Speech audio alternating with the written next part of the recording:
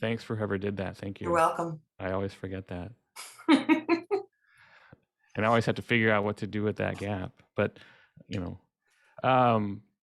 and so we'll use those tools to watch this opposition testimony and then, figure out a best response to it.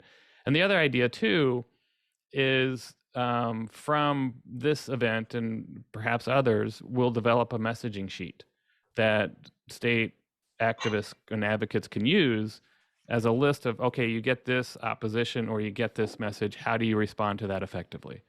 And because that's something that I've heard a lot of people ask for, to have a messaging sheet that is easy to use with people who want to volunteer and work on adoptee rights issues at a state level. We'll also expand this to a federal level. That'll be a separate program because I still need to figure out the mysteries of working within the federal system. And so I'll be relying on a lot of experts who know that well instead of me. I mean, I don't typically deal with federal issues. And so hopefully that'll be the next month we'll have that event. So let's see. I'll put in the chat some of the other things that we're working on, and just so you have that information. And one is this Wikipedia project that we have, and I put a link into that. That'll explain what we're doing, and that's a very slow moving project. The idea is that we'll launch a real Wikipedia edit-a-thon in November of 2022. And so we're on track to do that, but I know it's been a little bit frustrating for some people that it's taking so long to get going, but it is a complicated project. And then also, I'll put in the chat the 2 videos that we'll be talking about tonight. And just in case you want to review those or you have trouble watching the video online here. But one is from Wisconsin, which was just a couple of weeks ago. And one was Senator Donna Campbell, I think, and Shauna may know this better than I do, maybe 4 or 5 years ago. Yeah, and so 2017. 2017, okay. So we'll get started. We do have 3 panelists tonight. It's not just me just yapping away. We have Annette O'Connell, Shauna Hodgson, and Selena Koster. Annette wears many hats, including with Bastard Nation. I think she's the treasurer. She is the spokesperson for the New York Adoptee Rights Coalition, which is one of a really successful coalition that I was involved in and helping build that coalition. I see that Claudia is on here too. Her organization, AFF-CNY, was part of that coalition. And so Annette comes as someone who's walked the halls of New York, has talked to countless number of legislators and their staff, followed the bill in New York, and ultimately we passed an unrestricted rights bill in New York in 2019. So she'll be talking about her experience with that. Shauna Hodgson is the spokesperson for the Texas Adoptee Rights Coalition. Hi, Shauna. She's a 5th or maybe it's a 6th generation Texan. Which one is that? 6th? 6th. Born in Houston. Were we born in Houston and adopted in Houston? Yep. And she's also is a board member of the American Adoption Congress. And I'm probably missing other things that you're involved in as well. But have been an advocate in Texas for many years, have also walked the halls of the Texas Capitol, talking to legislators, working with legislators, involved in drafting bills, and has seen every sort of message thrown at her because one of the biggest obstacles for any change in Texas is Senator Donna Campbell. And we'll get to see her in action tonight. And then we have Selena Koster. Oh, go ahead. Sorry, I was going to. I'm also the spokesperson for the Texas Adoptee Rights Coalition. Did I not mention that? I don't know. I ignored you on. I did the same thing again on Twitter today, I think, or yesterday. I know. That's why I'm giving you a hard time. Okay, I know. sorry. All right. Fine. I'll take it. And then Selena Koster. Hi, Selena. Selena is a lawyer, but is also has been a legislative staffer in the state of Minnesota for a number of years, including she was just formerly the legislative aide for the Senate author of a clean bill in Minnesota, and has seen that and been very much involved in seeing that through, at least to get a hearing. The hearing did not go well, and in fact, she just rewatched it today, part of it, and may be able to talk about that as well. But she's actually overseeing all the legislative staffers within the Democratic caucus, which is called the DFL in Minnesota. So she actually works with all the LAs there on the Democratic side, and we'll be able to talk about her experience in doing that. All right, so what we'll also talk about too are sort of two issues. There's proactive messaging, which is what are the messages that really resonate when we're selling our issue, which tonight will be around the unrestricted right to request and obtain your own original birth record. And we'll also talk about reactive messaging. That is, how do we react to opposition, and what's the best way to react to it? What are the best messages to counteract all the myths that we hear, and we hear them all the time in legislative proceedings. And so why don't we start, and I'll be asking each of the panelists to talk a little bit about this issue, and we'll start with Annette. When I say, we probably don't use the term proactive messaging. I kind of thought that fit. But when I say, when you go in to talk to a legislative staffer and you want to get the issue across, what do you tell them it's about? And what do you think resonates? I tell them that it's about basic rights. I tell them that it's about human rights, and I explain to them that we are denied the record of our birth strictly because we were adopted, that it has nothing to do with being relinquished. It doesn't have anything to do with birth parents. It just strictly has to do with the fact that we were adopted. And that in and of itself makes us a marginalized group of people. And what really seems to work in New York was, I would ask them point blank, if you take the law as it was written, I'm so happy to be able to say was instead of is written, to take our former law and replace the word adoptee with any other group of people, marginalized or not, would they like the bill then? So Jewish people cannot access their birth certificate. African Americans cannot access their birth certificate. New York City firemen cannot access their birth certificate. And when I would say things like that, they would kind of get a deer in the headlights look on their face, because they never actually thought of it in terms like that. Do you use the term marginalized group? I mean, I'm wondering how that. I did use I used that term often. Because that was as marginalized. I referred to us as infantilized, as pathologized. Right, and I think we can make that case. In fact, today in the testimony in Vermont, and we can talk about that a little bit, that came up quite a bit from the adoptees who are testifying, and I thought it was really effective. Yeah, I used sometimes I think they won't believe us that we're a marginalized group. That's why I asked that. No, Claudia and I used it often, and I would point to the fact that Claudia would have access to her birth certificate, but that I wouldn't, because Claudia was not adopted. Right, and then Shauna, when you meet with the legislator and let's say they know nothing about the issue, what kind of proactive messaging are you using when you first meet with them? Well, I'm in a little bit different situation in Texas because of the political climate here. So the equality aspect of it is a hard sell. I think a lot of Democrats understand, obviously, but a lot of Republicans don't. But really, the way I like to frame it is, we're adults. We're adult Texans. We're tax-paying Texans. We were born in Texas. We're proud of our heritage. And this is something that a lot of legislators celebrate, their Texas heritage. And as adopted people, we would like to do the same.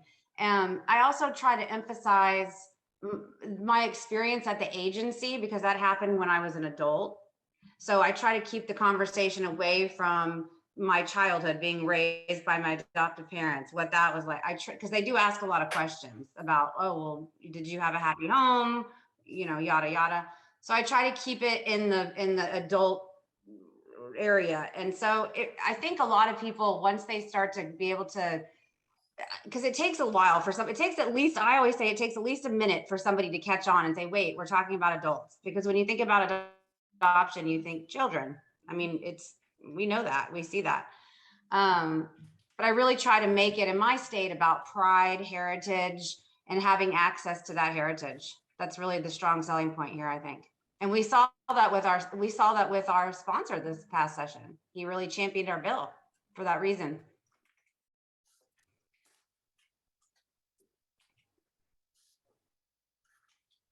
He was an adoptive father, and his whole issue was that it was not right for his daughter not to know her heritage. So that was very effective, I thought. Yeah. And He did, and that was a big part of it. Yeah, that was a big part of it. And but also he's a fifth generation Texan. So I really tried to connect with him and some of the other legislators on that level. Like, for instance, a former Senate sponsor of ours, Senator Brandon Crichton, is a sixth generation Texan. And so we really connected on that issue as well. Like, he just thought it was preposterous that we didn't have access to that genealogical information. So. Right.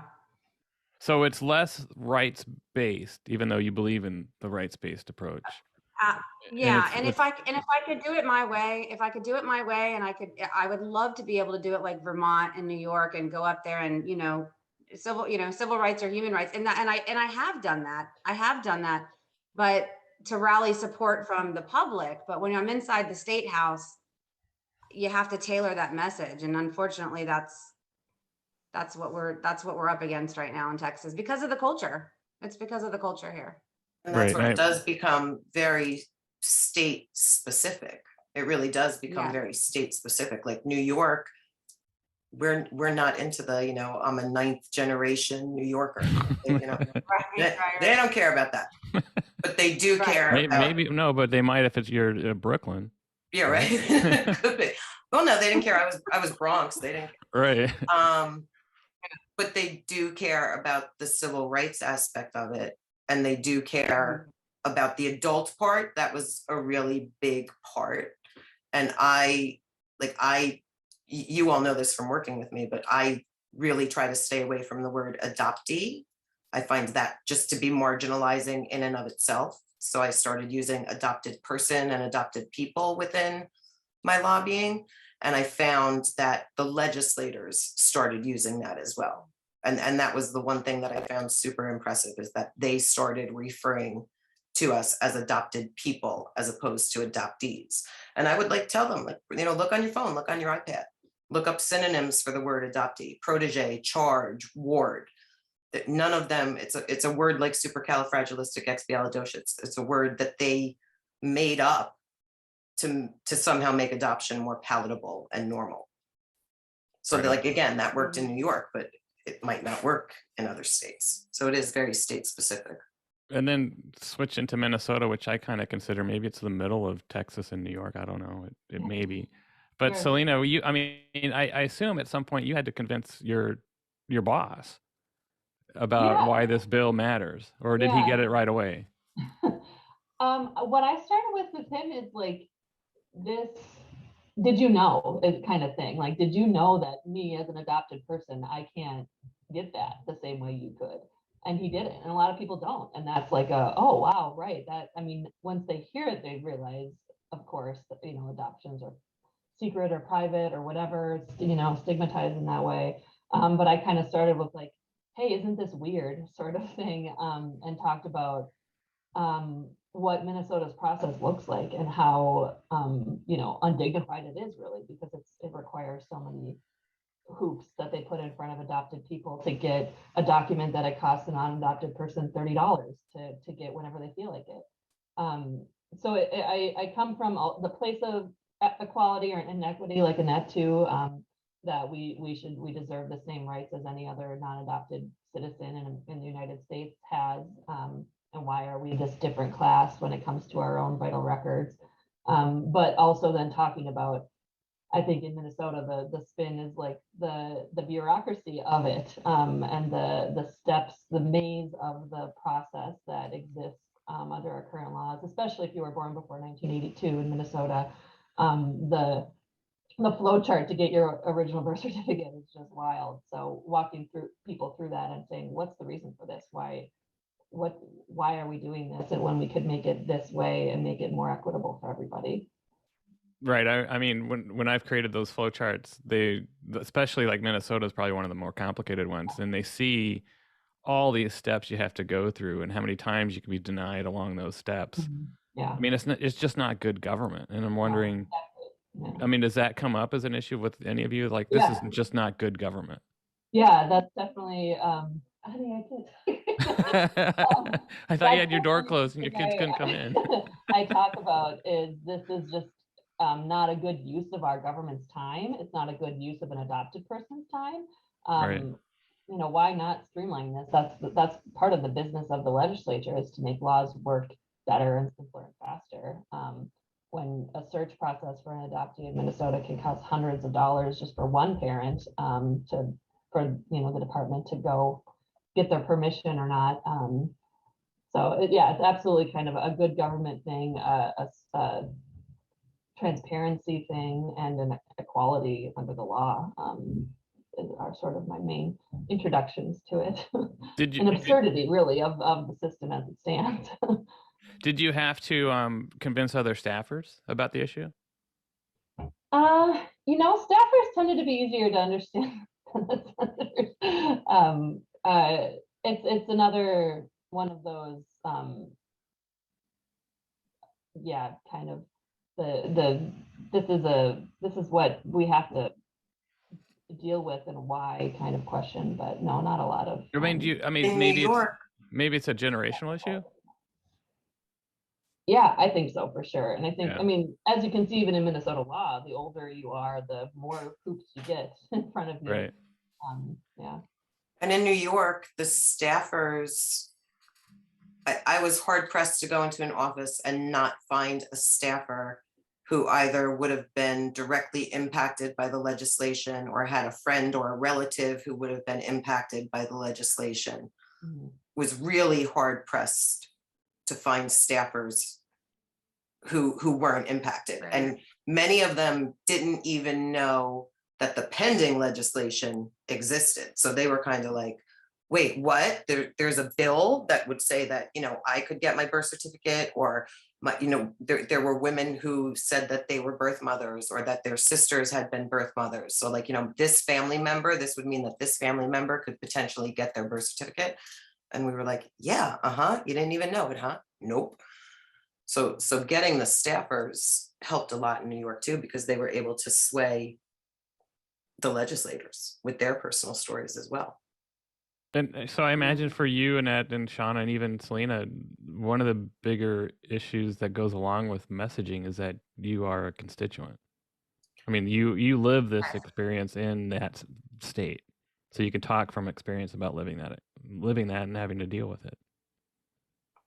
Absolutely. I mean, because Absolutely. there is I may be talking about this quite a bit today, because there was a really good hearing today in Vermont, and what really came across from that, and we'll probably put a link up to the testimony, was how forceful the testimony was about rights, about marginalized groups, but also what one particular adopted person, Ellie Lane, what she had to do to get her original birth record, and what she had to go through, and how demeaning and it was, and how long it took, and all the steps you had to go through to get a permission slip, essentially, in Vermont, to go apply for your original birth record. So yeah, I imagine, and we'll talk about this more with Selena, about the power of constituents. And that's where the personal stories do come into play to a certain degree. Like in New York, they would say, well, you can go in front of a judge and, you can get a court order. Right. And then I would tell a story of how I was on an organ and tissue donor list and needed medical information and, retained an attorney and the whole thing, but that he was told by the judge, like, don't waste her time or money because it's not going to happen. And in the one particular surrogate court where I was adopted, the judge told my attorney, listen, we've only ever opened records once, and that was for a Native American who needed to know what tribe he came from. Right. So when they would come at me with, hey, but you can go in front of a judge, it wasn't just, okay, well, nobody else has to go in front of a judge. It was, okay, yeah, I can go in front of a judge, and I tried to go in front of a judge, and this is what happened. And Right. it was medical necessity. Do you ever frame it?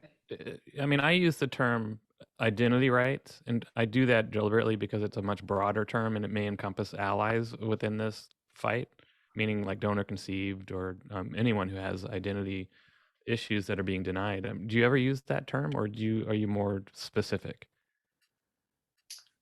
I was a little more specific. I would use the identity right because of the fact that because of my passport issues with not being able to get a passport. So I would use it in that respect. But other than that, I was more specific as to just the equal rights aspect of it. And did you find yourself tailoring the message depending upon the party, essentially, whether it's a Yeah. Democrat or Republican? No, it was tailored depending on the legislator's age. Really, you Because tailored your. our staunchest opposition in New York for decades had been Democrats. Hmm. So it was in New York, it was definitely more an age issue than it was a party issue. The younger the legislator, if they had friends or family who was adopted, they had friends or family who had an open adoption. So, they confused open adoption with the right to obtain your birth certificate, because they'd say, well, they know their birth parent, what do they need it for? And then when you framed it in the respect of rights is when they had that kind of aha moment. So the younger ones were definitely easier to sign on. Right. One question came up: are there, we've had the law in New York for a couple of years now. Are you finding that there's any opposition to it? We haven't heard any. If there, I'm sure they're still stewing in it and unhappy over it. The two, literally was what, three legislators who still vocally opposed us. And not even, I can't even say vocally, because really they didn't say anything during the floor votes, whereas normally they were loud and vocal then. But we haven't heard anything from them since. And I assume that's part of the messaging, Shauna or anyone would make is, well, look at what other states have done. But I imagine that's also limited. I mean, I'm sure, Shauna, you don't jump up and down and say, look what New York's doing in Texas. Right? I don't. I know I don't, because I immediately think about the Pace Picani commercial, like New York City, and that's like what runs through, that's what runs through my head every time. Right. But no, but I can do it with Democrats. With Democrats, I can do it because I can. But going back to your identity rights issue too, I wanted to say something about that. I do use identity rights in my arguments but I use it in the context of Texas and genealogy. So I like the term because it's easier to kind of tweak it to how you need, it still means the same thing, but it has a different meaning for everyone, as does identity. So Right. it resonates with a lot of people. So I've had very staunch Republicans go, yeah, identity, Texas, and they love that. And then I have Democrats who will say, yes, absolutely, everybody should be able to claim their identity. It depends on how it's personal to that person, but I think it resonates across the board. So I love that. I love that terminology. All right. So it's more of a going back to, yeah. It's kind of more of a heritage. But going back to your comment about, yes. Oh, go ahead. Sorry. But no, it's okay. But going back to your comment about, do I bring up New York or other states and Texas? No, I bring up Alabama a lot. I think that's true with a lot of people. I use Alabama. Yeah, right. I use Alabama. Yeah. I think I remember in Texas, we used the phrase, if Alabama can do it, why can't Texas? We did. Yeah. And this is interesting because I just had a friend recently who lives in Alabama contact me and say how disparaging they find it that we do that.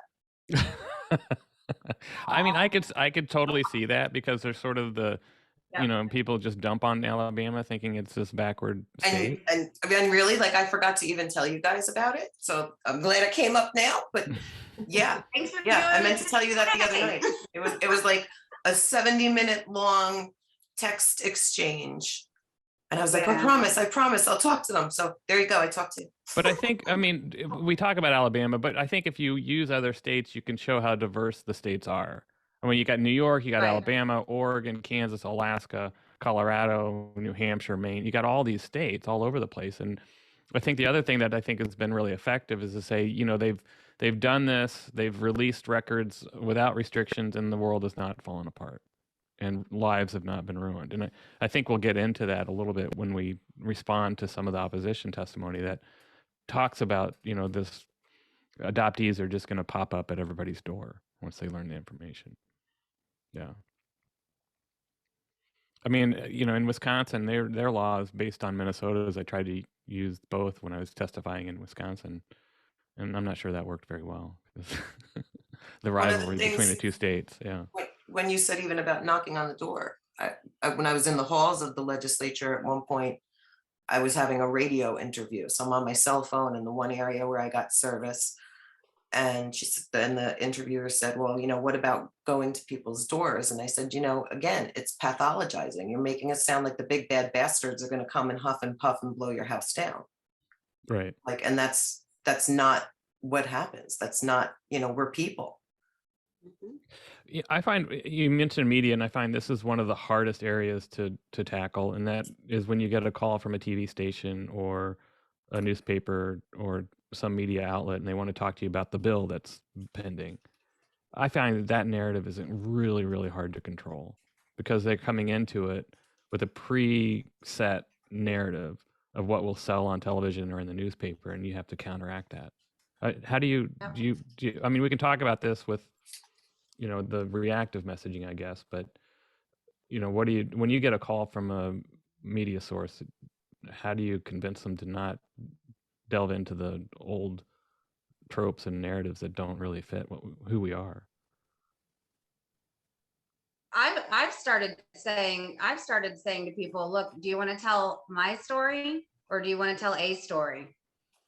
Right. But if you want to tell my story and if you want to hear an adoptee voice, then you're going to have to tell my story.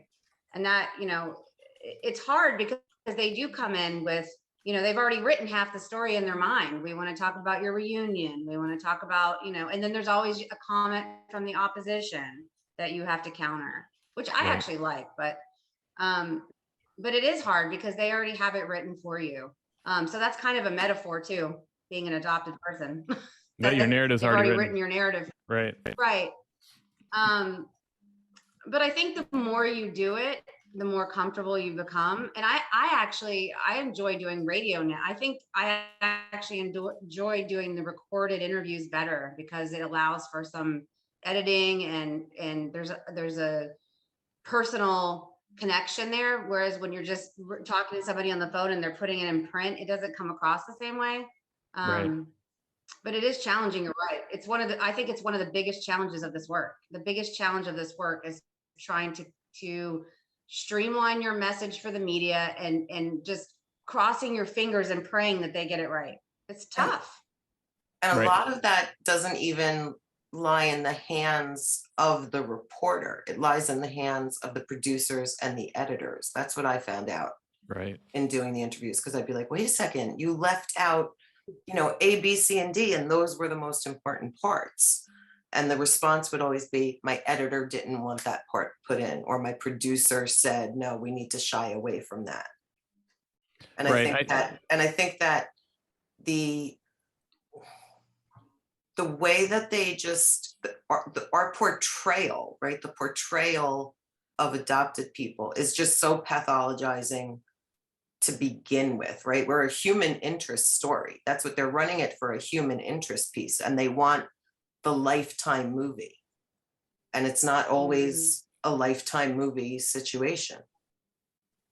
And I want to get to a point that Shauna had that I thought was really interesting. And I think you should feel appropriate to ask the reporter or whoever's calling you, what's your angle? What do you want to report on this? Because you need to know what their angle is going into it. I think television is the worst media for our issue. It's just terrible because it has such limited time. They can chop it up so that it's taken completely out of context. And obviously, and normally there's no good imagery for our issue. And that's part of the problem as well. So usually we joke about this. I joke about it with Annette and Shauna. You always have a China hutch in the background. You're usually sitting at a dining room table, flipping through old photographs. So that's true. And it's true. Every interview I did where they came to my home, they wanted my china cabinet. They wanted the dining room table with the pictures spread out. They wanted that. That's what they Right. were going for.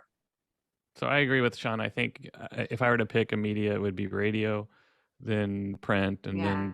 then I avoid television. I just think it's such a bad. The narrative's already pre-written. I mean, I don't know how you're going to overcome that. Yeah, you're dealing with negative messaging at that point. Yeah. And I got a piece of advice. I got a piece of advice once from somebody that I know that's an author and a journalist. Nobody we know, but and he said to me, he said, when you tell your story, find the purple cow. And I said, I don't understand what you're saying. He said, think about driving by a pasture of cows. And if you saw a purple cow, you would stop and you would pay attention. He said, so find the purple cow in your story and use that to pitch your idea or to sell your point. And so I always try to find what's the most absurd aspect of my experience being adopted. And I always include that when I talk to journalists, because it grabs people. You know, what is the thing that was the most absurd thing that happened to me where people are going to go, what? And I know Right. that it sounds like and you're not sensationalizing it. You don't have to, because the absurd things probably have happened to all of us here in our experiences. But that's something I've always remembered. So that's why I always tell, you know, there's two things about my adoption experience that always stand out. It's my experience at the agency with a tuna fish sandwich. And then it's the fact that my birth parents made a fake grave for me and said I was dead. And those two things grab people all the time. So I'm like a firm believer, if the media approaches you, find the most absurd part of your story and use that to tell your story. And Rebecca just asked in the chat, what kind of information editors have objected to in running a story. And the whole thing is that, in my experience, they want to talk about adoption, and they want to know about our childhood, and they want to know, did you love your parents, and all of that kind of stuff, which is completely irrelevant with this particular issue. All of that is completely irrelevant, except for the fact that, right, I was only denied my birth certificate because I was adopted. That's the only place that adoption has in it. My family story shouldn't matter. None of, Right. you know, whether it was happy or sad, or none of that should matter. It should be this that matters. That's a really good point. But they want like the what's going to pull at people's heartstrings. That's what they're looking for. That's what I mean when I say they want the Lifetime movie.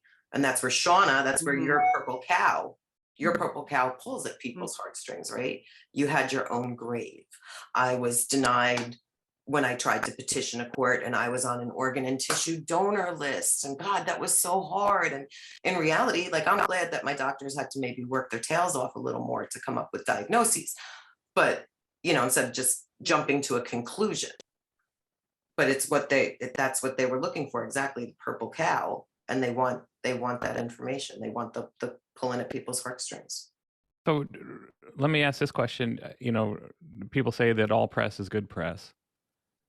Would you be, if the press, and you're already saying no, and I agree. I think we should also, if the story's not right, say we're not interested in doing the story. I mean, I think it's exciting to be contacted by the press because you've gotten some attention, but I think we always have to step back and say, what's the purpose here, and what's the messaging that's really going to get out there, and what do we want that messaging out there?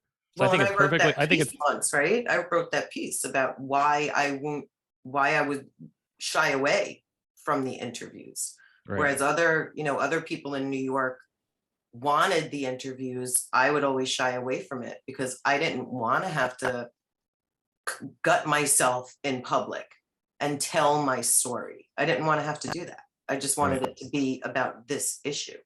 There was no reason for me to cut myself open and bleed and have people, you know, walk across me, because that's what it ultimately felt like. It was some of the interviews were violating. I felt like I was being violated in the interviews. Right. Yeah, it's very derailing of the goal here, right? Like, if our goal is changing this law, but all they want to hear about is like the gawking kind of story that's, you know, weird or different to them or something like that. It's so not that, like, just goes off weird this way instead of, you know, we're trying to talk about this issue for adopted adults or adopted people who are adults, not what happened when you were 6 weeks old or something. It becomes almost like a I don't know, an anecdote or something rather than a discussion of the actual problem here. Right. Right, it becomes like a red herring. So So- yeah, I guess my thought is, if it doesn't sound right, don't agree to the press. Yeah. Don't agree to the story. I think that's Right. as much as how exciting it is to have your issue suddenly get attention from local press or television or radio. It may not be a good choice. I will say though, and we'll talk about this a little bit, op-eds are a really good way to get the messaging across, and especially small town papers who have an opinion section or have maybe a column that you can write in, and those get read and those have impact. And one of the things I think we want to develop out of this whole messaging is, and we've talked about this at AU, is when we know a state's going to be active with a bill that's a good bill, we work with the local folks there to develop a press list of where these op-eds could appear, and also help draft sort of a template for an op-ed that people who are impacted, or adoptees who live in the state or born in the state, can then send those into various outlets to have those covered. And I think that's what's going to happen in Vermont as well. We've talked to the local advocates there, and they're hoping to do that as well. So it is an issue of trying to control that narrative. It's always about controlling the narrative, really. And if we can control it somehow within the press through op-eds, that may be the best way to do it. Because you do have control. And in Maryland, the Maryland advocates had some really good op-ed pieces that I thought worked well. And again, you're in control because you're writing it. And so I think that's a better way to approach the press than responding essentially to negative messaging. And also because, going back to the constituent base again, the general public doesn't even, if I had legislators who didn't know that this bill had been pending for decades, then I'm sure that, Mary Sue shuffling her kids back and forth to school doesn't know that it exists, but Mary Sue may know someone who would be impacted by it. So just getting the word out to the constituents, to the residents, to say, hey, this is what's going on. Contact your legislator. People read the paper, whether it's online or still the physical paper. People look at those things. Yeah, I mean, Ron Morgan's here. I was going to say Ron Morgan's here, and he just mentioned in the chat too, which is a great point. And thank you, Ron. Also to contact your editors, the editors as well, which is absolutely right. And I know that, like in Texas, for example, recently, I think it was the Dallas Morning News or something, the whole editorial board came out in support of our bill, which was huge. That's right, and that was thanks to somebody from TextCare. Yeah, that was in part, I think, because of TextCare, which is a coalition core member. So we had a huge editorial piece from the Dallas Morning News, which was amazing. So thanks, Ron, for mentioning that. Great. Yeah. Getting the editorial boards to understand the issue, and also the good messaging there as well. We're gonna. Anyone have any other comments about this sort of, we call it proactive messaging? We're gonna switch a little bit to asking what works and what doesn't. Greg, sorry. Work. I do have one thing to say. It's Adam Kirkman. Hi. Oh, hey, Adam. How are you doing? Good. So I've sat on both sides of that microphone, so to speak. I was a journalist for 20 some years, and then I got and get interviewed a fair amount. So I get what happens there from different angles. And so just two quick points. One, I really like the purple cow or whatever that was, because it's distracting. I mean, it gives them a pivot. It gives that journalist something to write about other than maybe what they walked in with. And that's a really good thing. But it's also a pivot for the interviewee, because then you get to say some different things that aren't part of the package of questions they come in with. And that's part of when I do trainings on this stuff. It's one of the, and you see it on TV all the time, and it's true in print and radio, wherever. You answer the questions you want to be asked, and not just the ones you do get asked. It's really important. And that purple cow analogy is a way to pivot to get there, to start talking about some things you want to talk about. So that's one point. And the other is in response to saying no to an interview, which I think is a very smart thing to do if you're not sure it's going to go the way you want it to go, or you're concerned about, if whatever the concern. When in doubt, leave it out. With one caveat, and that is that they're probably going to interview somebody. Right.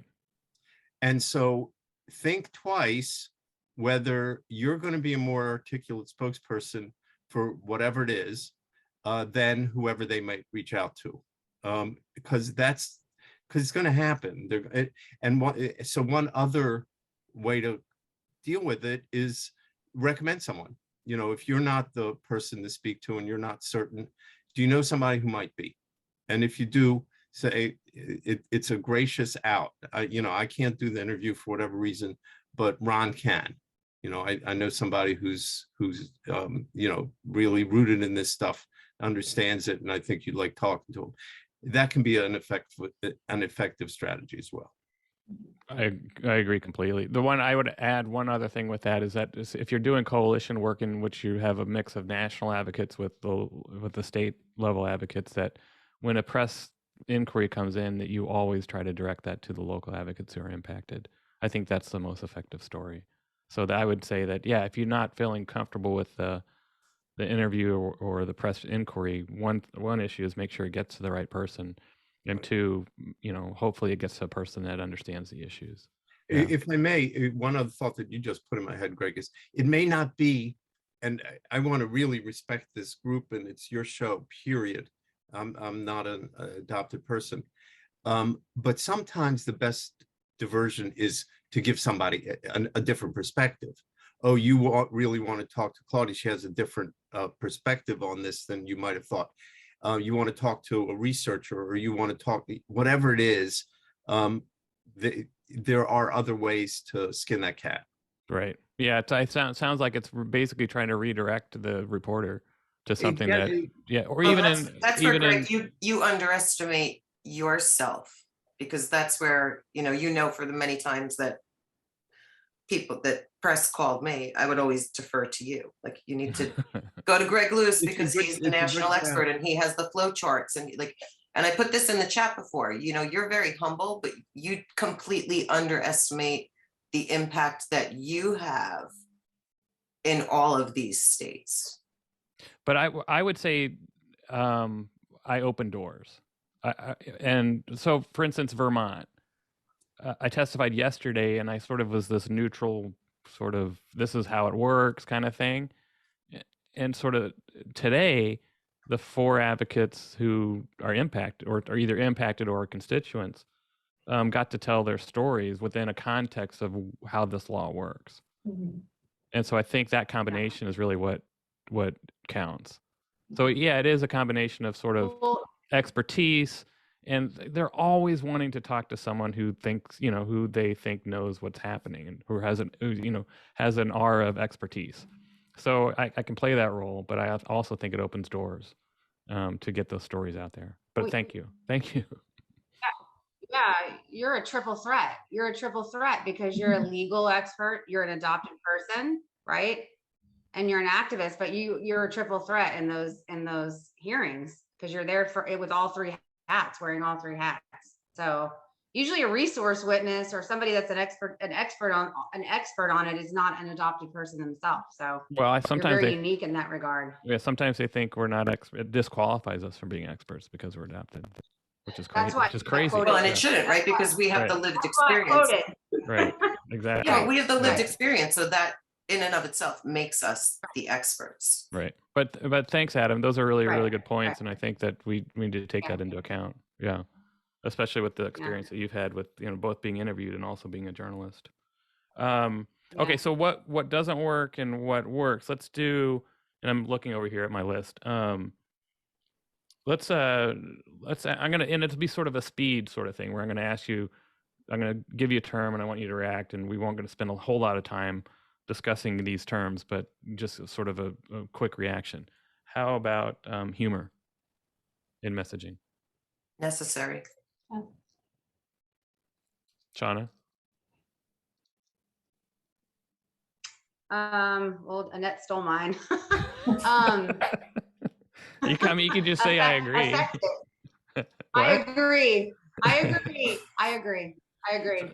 Selena, I mean, does humor work when we're talking to legislators?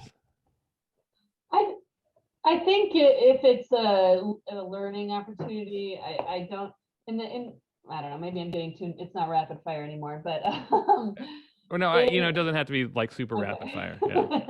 Well, I know our next thing is absurdity, but that's kind of hand in hand for me because the absurdity of it is the humor for me, and the walking through the maze of the bureaucracy of it. So I think it's good if it's a friendly audience that you're educating about it. When you're in committee or something like that, trying to convince the opposition, at least in Minnesota, our biggest opposition is a pro-life organization, and they don't find it funny, and they don't find it a humorous discussion at all.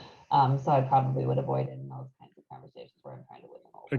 Again, I think it's who you tailor the message. Audience, Yeah. So I got to drop off in a minute, but I'll make it. So this will be my last comment, I promise. I think I use humor a lot. I think that it's good for two things.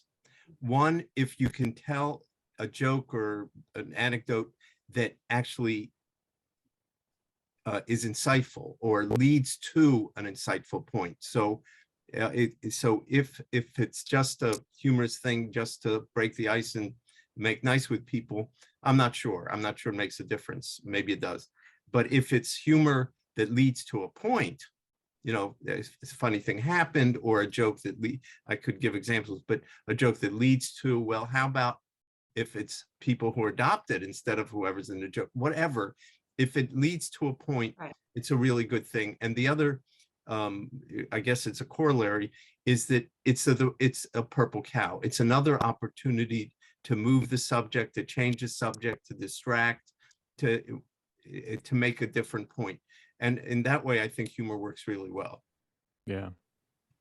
All right. The other one is absurdity, which is very relatable and related to humor.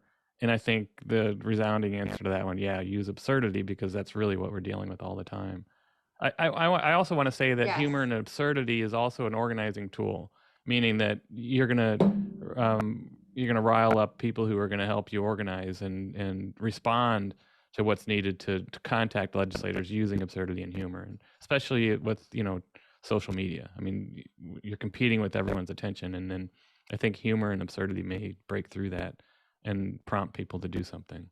So I think we also have to remember through all this messaging, it's not always the legislators or the press. It's also our supporters and keeping them engaged. And how do you keep them engaged? And humor and absurdity, I think, is a really good tool. When you use humor and absurdity too, this is like the mediator in me, but it makes people more comfortable sometimes. So it makes your audience more receptive to your messaging. If you because absurdity is sort of like a stripped down way of communicating with someone.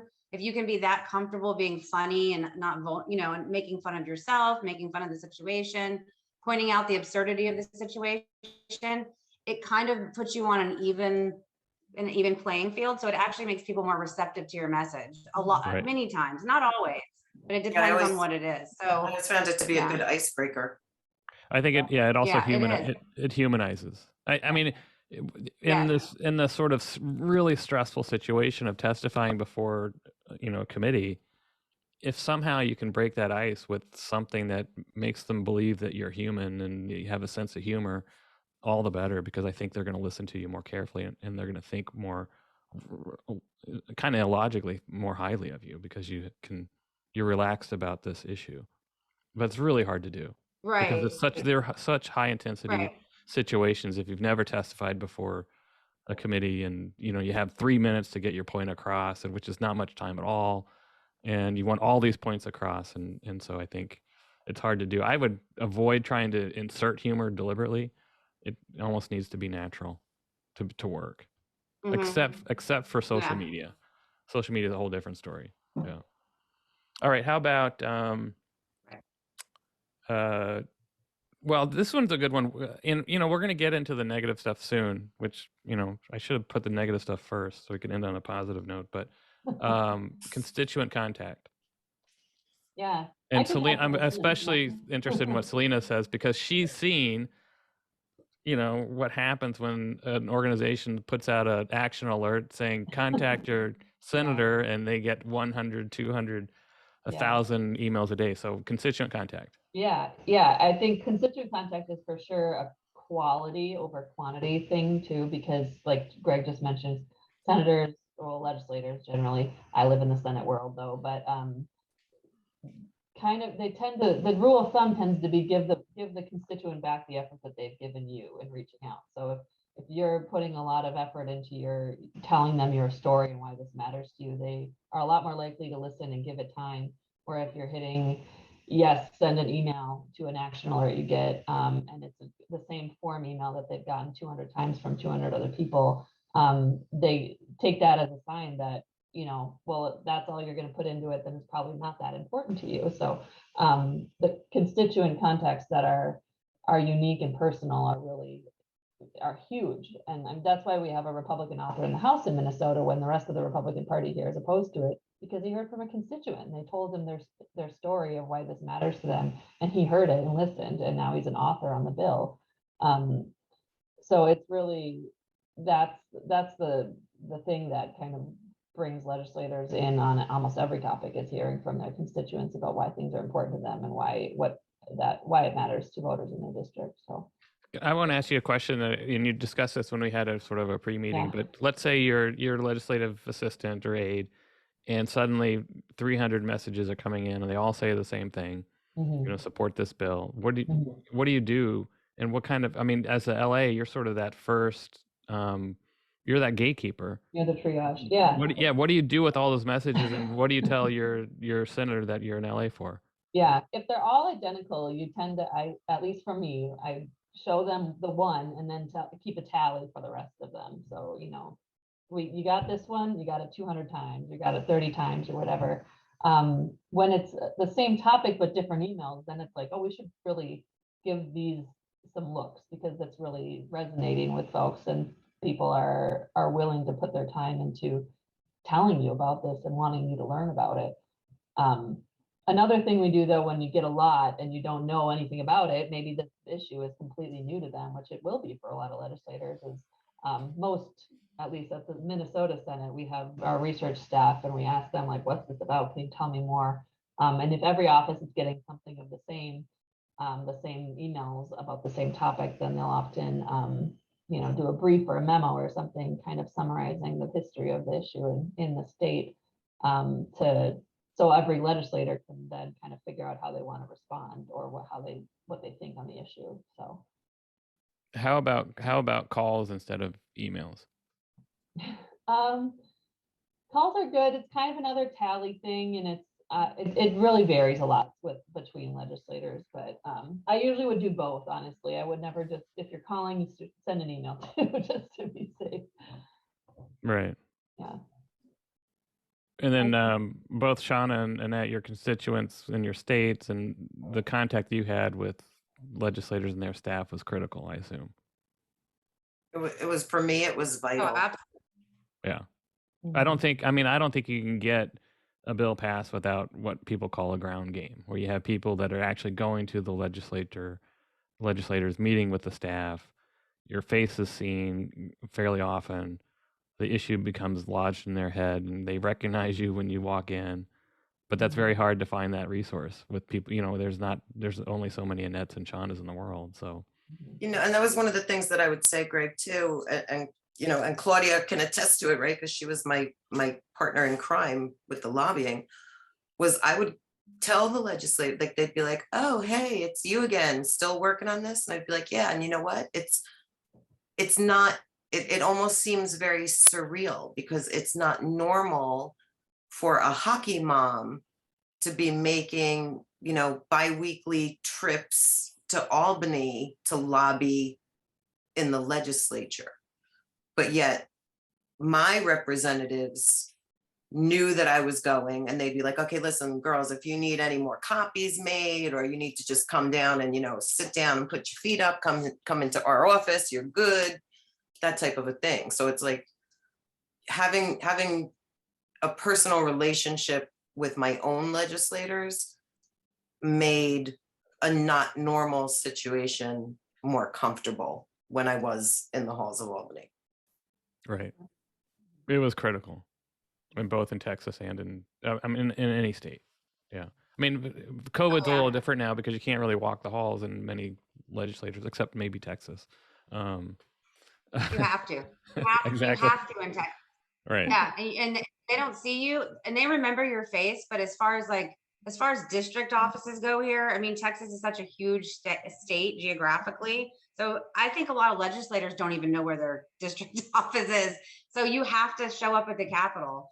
And that actually, I mean, I would be there for 12-hour days some days, and then we did that. And I remember last session, I think we did that campaign where we invited people who were constituents of certain legislators to send in their information and that we would go speak on their behalf. I think that's what we did this past session. So we had to come up with creative ways to get that constituency represented, unlike we've had to do in other sessions where everybody just showed up, basically, Right. Yeah. So you have to. Mhm. And Rebecca just put in the chat about DNA and, how that's a bigger violation of privacy than simply releasing the OBC. In New York, I only used that if it was necessary because it's two separate issues. So like in Vermont, it was necessary for you guys to use that. In New York, on a one-on-one situation with legislators, I would always try to shy away from that because it's something entirely different. And I know that there were other things in the chat before that led to that comment, but it just actually caught my eye and I wanted to address it. And I know that in Texas, it wasn't very effective either, was it? DNA? I mean, they always say, well, that's just the private market. Yeah.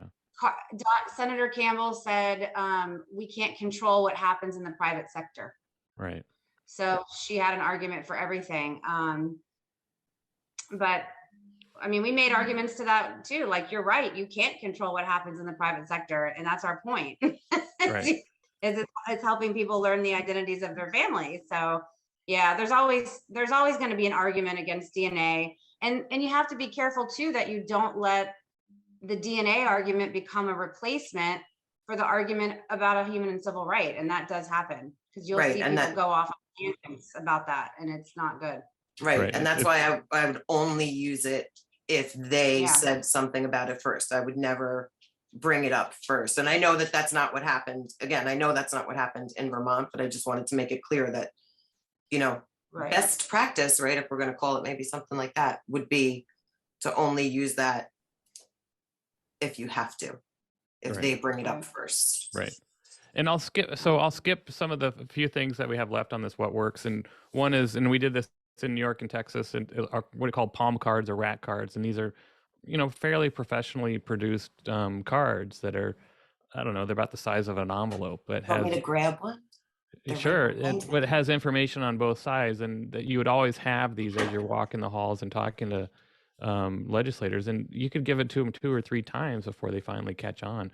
But they see that you're organized, and they see that you have a good message, and your message is consistent, and it's always about a specific bill. You might leave a blank on the card so you could write in, please support, I don't know, House 629, and so that they know why you're there. So those materials, I think, are pretty crucial. How about crying? Does that? Is what? How about crying? Is crying effective in testimony? I mean, that's a Greg, way can of I interrupt messaging. for a second? I'm sorry. I have a potential medical emergency with my son. I'm sorry. So I'm just going to go off camera. Okay. Yep.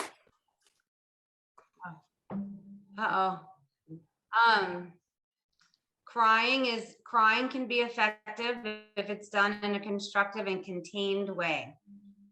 You have to contain it. I have cried, or it was organic. I really was crying in the moment. But do not try to go in there and shine them on and cry, because they'll see through that. But you're talking about talking one-on-one with the legislator. You're not talking about in a committee hearing. I've seen people cry in committee hearings and they can't really do anything about that. It's very natural because they're telling some of the most intimate pieces of their life.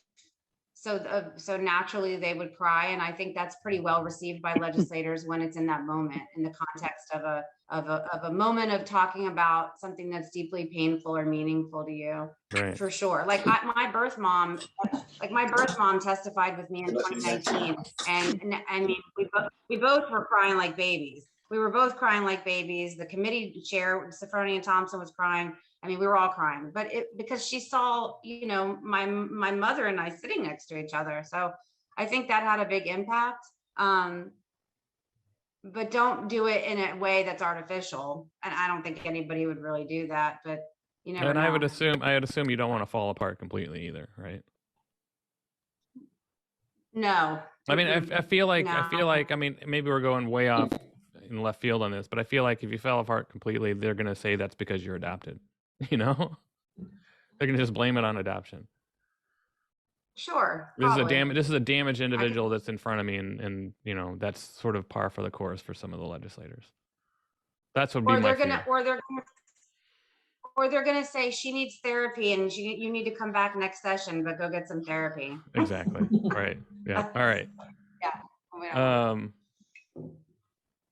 All right. So I think we're going to switch now to watching these videos, which I think is sort of the meat of the whole thing. And I'm sorry it's taken now almost more than an hour to get there, but we're going to start with individual clips from Wisconsin that happened about 2 weeks ago, in which there was one opposition testimony, and that came from the Wisconsin State Bar, of all things, the children's law section. So, which is very ironic, of course. But I'm gonna bear with me as I share my screen, and then we're gonna take clip by clip, and then we're gonna get reactions from people. And feel free to chime in as well on what you thought about the clip and what it raised for you, and how you may want to respond to these particular opposition arguments that we're hearing from this attorney. So let me share my screen.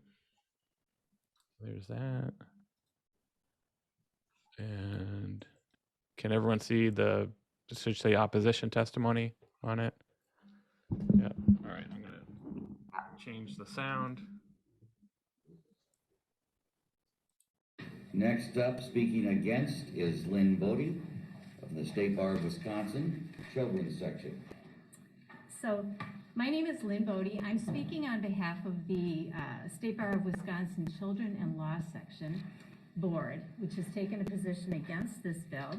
I'm an attorney at the Law Center for Children and Families. I've been practicing for 30 plus years. I practice primarily in the area of adoption and surrogacy. I'm also the owner of an adoption agency and have been running that agency for about 20 years, Adoptions of Wisconsin. All right, I'm going to stop it right there because obviously, you know, and we deal with this all the time. These are the type of people that come in and oppose our bills. It's an adoption agency. This lawyer happens to own an adoption agency. I just wanted to set it up as to the perspective that she's having on this bill, but she also brings to the committee that she has experience dealing with birth parents or dealing with adoptive parents or dealing with social workers. So that's sort of the background of what she gave there. So let's keep going. And we're going to break this into different sections. Can everyone hear this okay? Good? All right.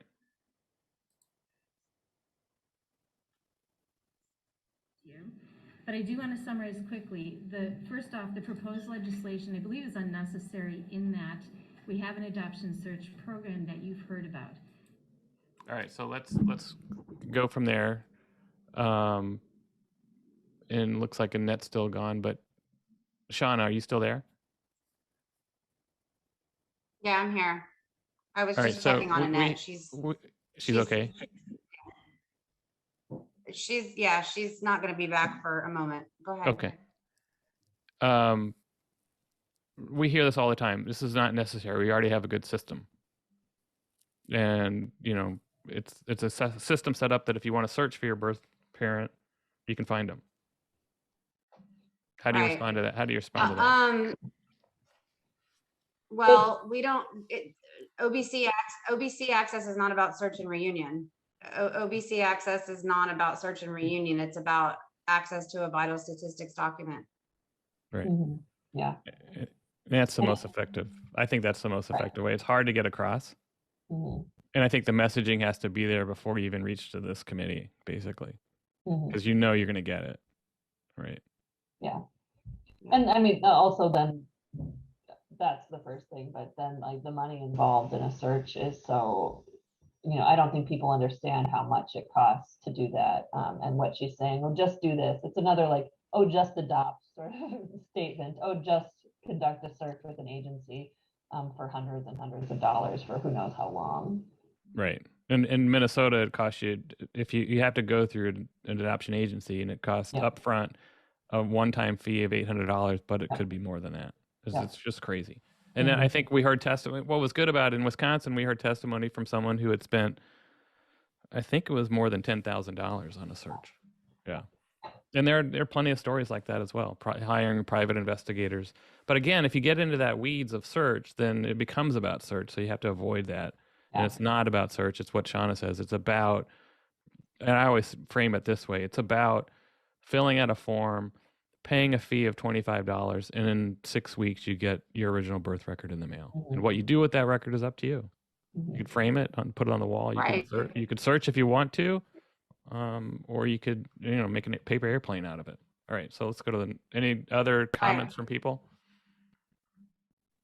Well, going back to the process, like Selena said, it's non-adopted people don't have to go through jump through these hoops and go through this maze, this crazy maze, to get their vital statistics document. So just the ease of the process is part of the argument too.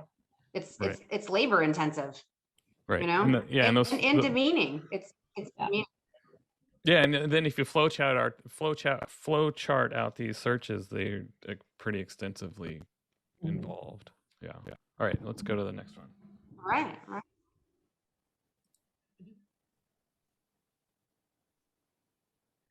Second off, the birth parents' privacy and their right to control their information should be respected, both retroactively and prospectively. And I'm going to talk more about that. All right, we're going to probably talk a lot about that because that's the biggest issue that ever comes up in every bill, every committee hearing. It came up in Vermont, certainly came up in every state I've been involved in. This is the hardest one, I think, to respond to. And we'll hear a little bit more of what she says about that as well. So any initial reactions from people about birth parent privacy? To me, it always strikes me that there's no balancing of the other people involved in the adoption. That there's no understanding or attention paid to the rights of the adopted person. It's always just the privacy on one end, but it's a triad, isn't it? So it always it's just so reductive to me that's the only concern balanced here. Yeah, it was interesting that she just says birth parents as if that settles the issue, and then she finally talked about what that really meant. Yeah, birth parents, like we're forgotten about the birth parents. Yeah, right. We'll talk a lot more about birth parent privacy. That was sort of to prime the pumps. Okay, hold on, let's keep going.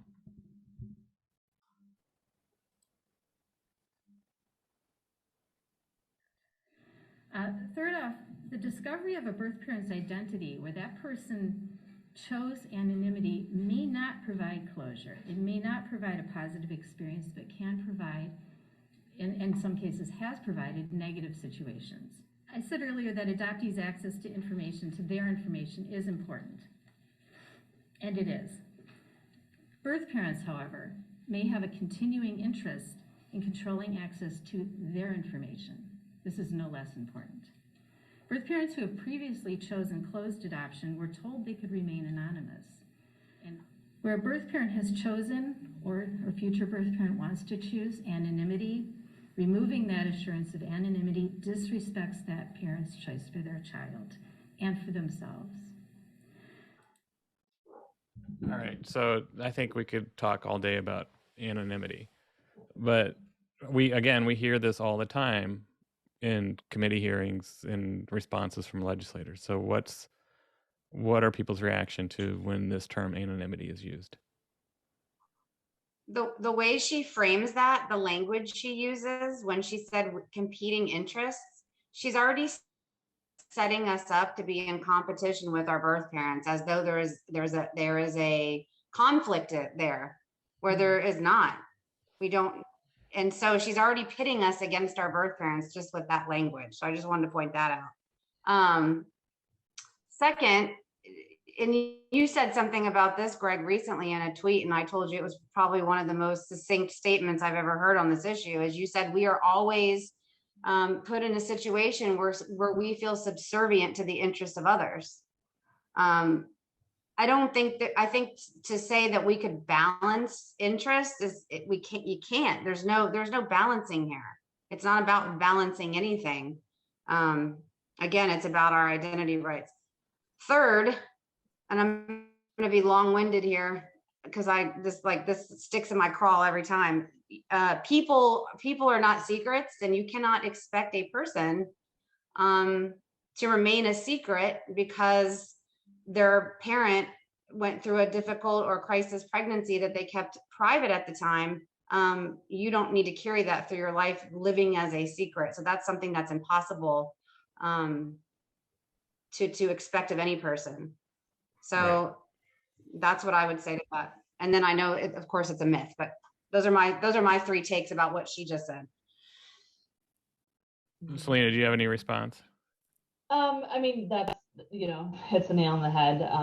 But we can talk for another 10 hours on just the perpetuation of shame and stigma of, oh, this needs to be kept a secret, treating people like secrets in that way, assuming that birth parents want secrecy when all the data from states that have open records or have always had open records is the opposite, that very, very, very few birth parents request those no contact forms. It's like 1% or less. So it's this imaginary situation that they put forward here that is like the most common thing we hear, and it's just so not reality. Right. I think imaginary is a really good word to describe it. I mean, and more recently, I've talked in testimony about, folks. I mean, I wish I could say it this way, but folks, we understand what privacy means.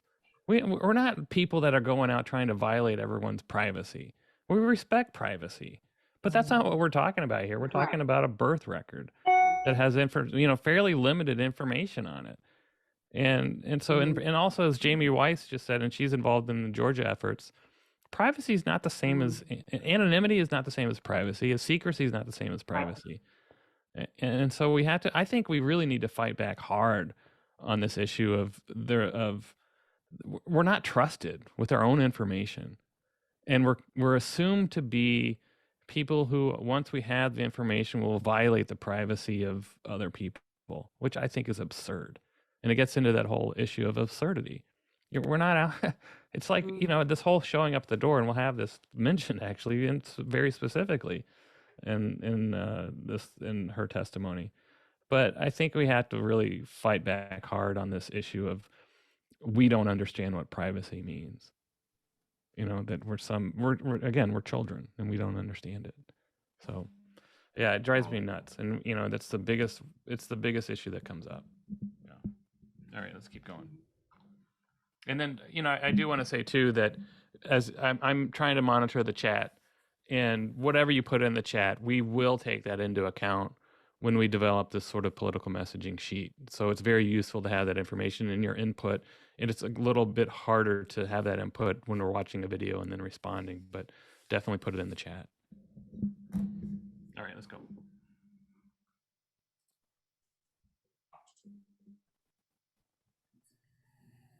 And finally, the scope of this legislation is problematic. We talked a little bit about retroactivity. I think removal of past assurances of anonymity at this point in time is unfair and breaks our promise to past birth parents. They've been operating under the belief that their decision to make a closed adoption plan for their child would be respected. To retroactively change the rules and allow disclosure of that information now would be an unfair betrayal of that promise to these birth parents at a time when they can no longer do anything about it. All right, you get to see the preview of the next argument, but which of course usually comes up as well. But any reactions to this issue of, there's a lot of stuff in that one, but retroactivity, it's breaking a promise. I'm not quite sure what promise she's talking about, and I'm not quite sure what information she's talking about is being released. And so I think those are all mixed in there. Any thoughts? She seems to know a lot about every single conversation that every birth parent has ever had with agencies or who they relinquish their child to. Right. But also I noticed it especially after Annette spoke earlier, it hit on me that she said keep saying child, as if we're giving all this information to a child, and we're not children. It's all for adult adopted people. Yeah, framing it once again as not someone who the information to be trusted with their own information. So. Right. Shauna, any further thoughts? Yeah. Yeah, she's painting it with very broad strokes about birth mother privacy and promises. Well, that's historically inaccurate, first of all, because we know that these promises may have been made by agencies, but not by the state. Mm-hmm. So we have that to contend with. And also, she doesn't speak for all birth parents. She wasn't there. Like Selena said, she sure does know a lot about the minds and the feelings and the hearts of every birth parent. So yeah, right. It's ridiculous. Right. I mean, yeah, and at least Lewis just said, yeah, it sounds like she's, we're gonna, as soon as you get the OBC, it's posted on a billboard and everyone can see it, But, I think one thing that I think is really crucial in testimony like that and countering that is define the records you're talking about. I mean, because and I say this all the time, you have your original birth certificate. It's usually one piece of paper. You have the court records, which have more information in it, all the legal information. You have adoption agency records, which have really valuable, sometimes really personal information, maybe about birth parents, but often it's mostly about the adoptive parents. You have maternity records. You have hospital records. So you have all these records, and she's sort of lumping them all into one conglomeration. And I think we need to be super focused that this involves the original birth record. We're not talking about all those other records. We're not asking, what was the conversation that you had with this birth parent in 1965? And how did they describe their feelings about relinquishing a child for adoption? We don't get that. No one gets that. There's probably not even a record that relates to that. So I think that's crucial to make those distinctions. Mm-hmm. Shauna? Greg, Claude just said something really good in the chat. And Claude, can you speak to what you just said? It's really important that we hear this. Claudia. Yes. Hey, Claude. Hi. The insulting part, I just want to make sure I got the right one. Yeah. Yeah, yes, ma'am. Yeah, her theory on this, that wow, birth parents were promised this, back 30, 40 years ago, and we must honor it. It's insulting. You're promised something. I mean, we know the promises are baloney, right? So like right then and there, it's garbage. But to assume that even if a mother made a full choice of her own volition back 30 years ago, and she said then, no, I don't want to know anything. It's so insulting to think that in the next 30 years, her opinion or her viewpoint or her feelings might have changed. Like I'm not the same person that I was when I relinquished when I was 19. I don't nearly have the same viewpoints or the same life experiences. I mean, how hard is it to ask another question again and say, hey, this, to give us the choice just as much as anybody else. And I'm definitely, not, this is all about adopted person's rights there. Annette can't even yell at me, even though she didn't see me say that, because I'm a very bad adoptee user. But, but like, it's not even about that, but it's just insulting. It's an insulting argument when they say, we must honor what mothers believed 30, 40, 50 years ago. It's just insulting to think that she is so frozen in time that we can't possibly even just think about the possibility. Right. Yeah. I think that's a really critical point. And I actually got into this when we were debating safe haven laws and a change in the safe haven laws in Minnesota. And where, and this goes straight to adoption as well, where the issue was they're going to make it so that you could not get the birth certificate after ever. It has to be a court order if you relinquished a child in a hospital under the safe haven law. And I think we have to make the really clear distinction that, as you say, Claude, that it's not frozen in time. There is this intensity of a decision as to whether you want it confidential, private, and it is confidential and private at the time of relinquishment. And we're not delving into that. We're not getting records about that. We're getting an original birth record. And you can't freeze it in time because over time, that intensity of the need for this one person to have confidentiality in her decision changes. And it's the intensity of that is no longer there when the child who becomes an adult is now 18, and the need for that confidentiality, the need for that alleged secrecy no longer exists. And I think we have to make that there's a spectrum here. It's not frozen in time, as Claude says. And I think that does resonate with legislators when they think, oh, it's not all or nothing. It's more complicated. And I think they appreciate that it is more complicated. I hope. Yeah. Yeah. All right, so let's go to the next one, which, I always love this one.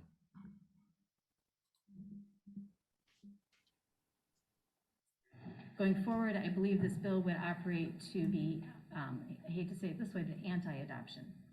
I think it will have a chilling effect on birth parents' choice of adoption in the future. Talking about current and future adoptions, I believe that this bill would have a chilling effect on adoptions going forward.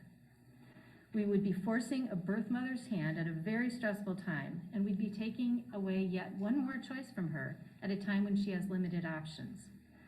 A birth parent who wanted or needed to maintain control of their identity would have to make a different choice. Perhaps they would have to choose to parent, or maybe use safe haven, or make some other really unfortunate choice in order to be anonymous. Forced parenting by a parent who is in a stressful, unplanned pregnancy is rarely in the best interest of a child. Yeah, I have no idea what to make of that. I mean, that is I think it's actually a very sophisticated argument in which she's on the edge of making a pro-choice argument on behalf of women who are relinquishing children. And she's sort of making sure that those who are pro-choice on this committee think that this is a forced birth situation because the person cannot have anonymity. I think it's absolutely crazy. But I'm sorry, I should have asked opinions first and what you thought about this particular clip, because I think it's actually a sophisticated argument, but completely bonkers. Any thoughts? Yeah, it took me aback for sure. It was when I first saw this. It's kind of what we hear in Minnesota. Like that's what the biggest opposition group says, that it's going to lead people to abortion and things like that. Where it's such a minefield. But I mean, the facts don't back this up whatsoever. Like states that have seen changes in their records, like I've said before, have not seen changes in adoption rates and adoptions in general. Now most adoptions these days are open in the first place. So it's really just a non sequitur, but it's really sneaky. And she snuck in an anonymity in there as well. And safe haven laws as well. I mean, these are all things that were just debated in the Supreme Court. I mean, so I think she's picking up on that as well. Yeah. Well, I wish Marley were here, because Marley could probably pinpoint exactly where this comes from. But it does sound like it's very similar. It's almost verbatim what Senator Campbell said a couple years ago. She said, we have to honor the mother's choice. We have to protect her anonymity because she's choosing life. And this woman stopped short of that. She just stopped. She's teetering on it, but she stopped short of that. But this is definitely teetering on a pro-life argument, and it's been heard before, because I've heard it before. It's been done before. So she's no matter where she stands personally on the issue, she definitely used a pro-life script for that. I would have no doubt. I would also say, Um, though, that she may have used a pro-choice script in the sense that she's trying to say that that this woman does not have a choice because it's not anonymous. So I think she's skittering around on both edges. Mhm. Yeah. I mean, that's why I think it's such a She bonkers is. argument. Yeah. She is, but she's not using choice. She's not using choice in that context. She's using choice in she can either relinquish safely in a safe, if she can't have an anonymous birth and Right. relinquishment, then she's gonna box her baby. And Right. that's she's gonna abandon her baby on a curb. That is, first of all, it's so insulting to women. I mean, it's just the most misogynistic thing I think she could say about a mother or a woman. Right. But yeah, we've heard it. I mean, we've heard it in Texas before for sure. Although only from the one senator, not from anyone else. So. Right. So I should acknowledge that Selena may need to leave here fairly soon. So, and hopefully Annette's doing okay, and we'll get her back as well. I would say for those who are concerned about the time, we probably have another 10 or 15 minutes, and feel free to go. Again, this is being recorded. We'll send it back out, and we'll save the chat, especially comments about how to respond to some of these messages as well as we develop a messaging sheet. So Selena, when you need to go, just say, I got to go, and then we'll say goodbye and give our thanks. All right, let's keep going. I think we've got about 10 or 15 minutes maybe. Under the current law, however, a birth parent could choose closed adoption and later choose to be known through adoption search. We already have a mechanism in place to provide adoptees with their original, with the contact information, with their original parents' names. All right, so I'll preface this with, she almost made the mistake of we have a process to give them their original birth certificates, but she obviously knew that that's not the case in Wisconsin, and she backpedaled there because the search essentially does not lead to that typically. But any other thoughts or comments on, it's basically another opposition argument that, well, this is unnecessary. We have a program in place that takes care of this. Yeah, it's the same as, there's no guarantees that a search is successful. That adds all these layers of effort and time and money spent that only adopted people have to engage in and not non-adopted people. And just why? Why? Right. Why create this convoluted system that takes a long time and doesn't promise anything when the record is, it's right there. You can walk to it. I can show you where it is. Just give it Right. to me. And if you buy into anonymity, then I think you can create that convoluted process. Yeah. Mm-hmm. All right. Anything else? All right, let's keep going. Now, in terms of the mental health issues surrounding closed adoption, we talked about how in other states laws have changed, and they've had the statistics were provided in New Hampshire, for example.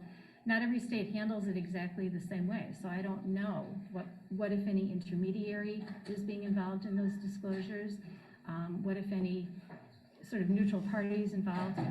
The adoption search program, by its nature, has a person in the middle, so there's somebody going between saying, hey, your birth child is looking for you, how do you feel about that? And I have to say, they look hard. I mean, they do their investigation. It's different than somebody showing up at your door. So I don't want. Yeah. So it's showing up at the door, and I think you have to push back hard on this, really hard. Mm-hmm. That it doesn't happen. And I think I said in the testimony a day ago, we're not an existential threat to birth parents. I mean, I'm not. And I think you kind of have to say that. I'm not an existential threat to birth parents. I understand what privacy is all about. And I'm not going to show up at someone's door. And we've released probably 100,000, if almost 100,000 original birth records, which include 20,000 in the last 2 years in New York. And we're not showing up at everybody's door. It just doesn't work that way. Yeah. I think it helps to reframe it too. and say, and we don't expect birth parents to show up on our doors, and nobody's having that conversation. That's a really good it's point. it's making us, yeah. So, and I've said that to people before. I'm like, well, I've never heard one legislator offer that up as an argument. We don't want birth parents showing up on the doors of adopted people. So This may be a good way to put humor into it. Who in 2022 shows up at anyone's door? I mean, you just don't do that anymore. nobody. No. I mean, We don't maybe even back. like it when I our think I friends remember show back up in the day. unannounced. I think I remember back in the day, friends would just show up, like family friends would just show up. But that was the 1970s, you know. So it doesn't happen. It's just it makes us like children, and you got to push back hard about against it. Yeah. Yeah. All right. Yeah. Let's keep going. I hope this is not triggering for people. It's kind of. But I will say, we tend to hear the good stories. We tend to hear the really happy stories about people finding their birth families, because those are the ones that people tell. My friend Linda, we're in the church choir together, and she's as a 50-something, she found her birth family, and she loves them, and it was very, very positive. Not always the case, though, because people don't tell the other stories, except sometimes to lawyers. An adoption attorney friend of mine had a potential client call her last fall, and this woman was beside herself. She had placed a child for adoption 30 years earlier. She was now married with children. Her son had found her, and he was threatening her. And he was threatening her with exposure if she didn't do what he wanted her to do. Ultimately, so she had to hire a lawyer to potentially get an injunction against this young man. Ultimately, what happened was that even after that, she felt that she had to share her painful past with her family. And her painful past was not something that she was choosing to share at all, or at that point in time, because it involved conception of this child through incest. That was not a story she had, at least at that point in her life, chosen to share with her children. So I think this is one that's really hard to talk about with legislators, and it's rape and incest are the ones that are the tough ones to get back the narrative and talk about the record. So any thoughts anyone has about this? I don't know if I've thought. I can tell you, I can say something. Go ahead. Go ahead, Selena. Oh, it's just, once again, the stories of the circumstances of an adoption are not about this.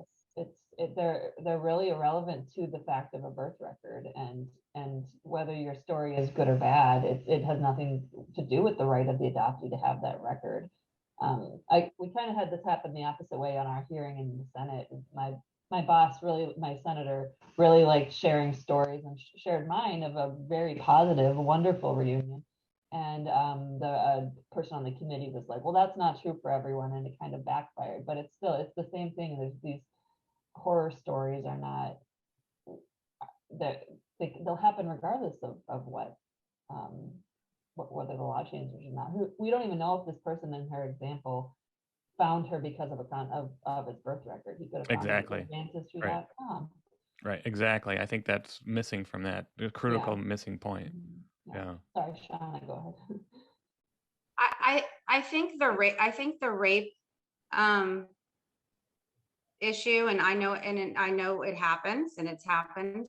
I think it reduces adopted people that were born from that situation. It reduces us or those adoptees to the worst thing that ever happened to their mother. Like, it's like my rights end at the worst thing that ever happened to my mother. And I've said that to people. And actually, I spoke with one of the pieces I did. I can't remember if it was the Texas Observer. But I said in that piece, and I had not said this before, but I'm starting to say it now because I feel strongly about it, is there's no circumstance ever in the world that's horrific enough that would justify keeping another person from their identity. Nothing. Right. And as horrible as it is, and as a person that has been experienced sexual assault, I understand it's very triggering, and I know that people feel very strongly about it, but my children, I would never deny them something that was a part of their identity because of something bad that happened to me. And I don't think birth parents are doing that, but I think the argument itself just needs to be shut down right there. You can't put, those two things cannot be weighed against one another.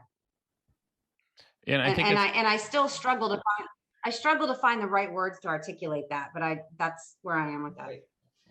well, I like the way you put it. You're defined by the worst thing that happened to your mother. Mm-hmm. Yeah. I mean, I guess put it back on who you are as an adult. And it's a single piece of, it's a record that doesn't have any circumstances about how that birth occurred. Yeah. It may not even be correct in such cases. So, Right. yeah.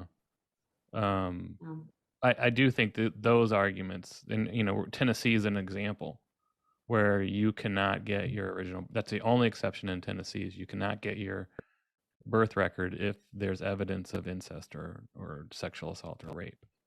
And so that does resonate with legislators. But I think the correct response is really to, again, push back hard. I think it's okay to acknowledge that, and correct me if I'm wrong, but acknowledge that there's pain in a lot of these, in everyone's story often. And we're not denying that pain. We have to, I think we have to appear human, that we actually care, but go back to the issue we're talking about. And that's the record. Yeah. And what we do with it is up to us. And there's certainly, as there was in this case, protections for this birth mother who felt that someone acted just like there's protections for anyone who's a mother of someone who's not adopted. And they can use those protections under the law. Yeah. All right, let's keep going. We got one. I think it's one more, and then one in Texas. Now, the information on the original birth certificate belonged first to the birth parent. This was the one that really I couldn't believe was said. And I've heard other adoptee advocates say that that's true. That, yeah, it's no one's record. But again, I think you have to push back hard on that because it's our only birth record, really, factual birth record. Do you have any? Can you imagine someone saying, like, I need your birth record, and you say, oh, do you want mine or my kids? Because those are mine too, apparently. Like, right. Bringing my daughter's birth certificate for my proof of my identity. It's not mine, it's hers. Exactly. I mean, non-adopted people don't have to ask for permission from their parents to get their own birth record. And I think that would be a great response to that. Yeah. We are actually, I mean, if you want to get technical, we are the registrant. Yeah. And that's what they call us, because you're the person who was born and you're the registrant on that certificate. And that's who's entitled to it, the registrant, at all times. Some states disallow a parent, once the child is an adult, to have that record as well. So it's certainly not the birth parent's record. All right, I think I'm going to skip the DNA. We've talked about this quite a bit. And I'm going to play a last clip, and it's this Donna Campbell in Texas. And I think, Shauna, you may agree with me on this. You can't underestimate Donna Campbell. And this is in response to an argument that the birth record is about getting your medical history, which is an argument I think will not work and will always fail. And I'll show you why.